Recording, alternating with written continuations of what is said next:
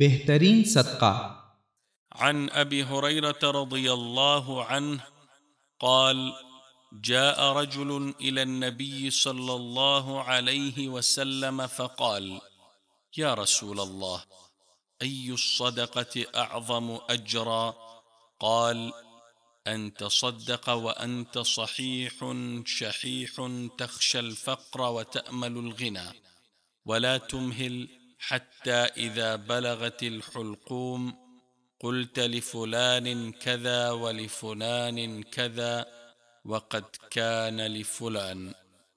صحیح بخاری حدیث نمبر 1419 اور صحیح مسلم حدیث نمبر 1032۔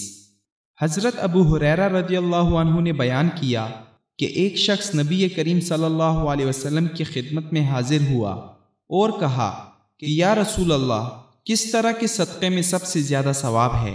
آپ صلی اللہ علیہ وسلم نے فرمایا کہ اس صدقے میں جسے تم صحت کے وقت بخل کے باوجود کرو، تمہیں ایک طرف تو فقیری کا ڈر ہو اور دوسری طرف مالدار بننے کی تمنا اور امید، اور اس صدقہ خیرات میں ڈھیل نہ ہونی چاہیے کہ جب جان حلق تک آ جائے تو اس وقت تو کہنے لگے کہ فلاں کے لیے اتنا اور فلاں کے لیے اتنا، حالانکہ وہ تو اب فلاں کا ہو چکا ہے۔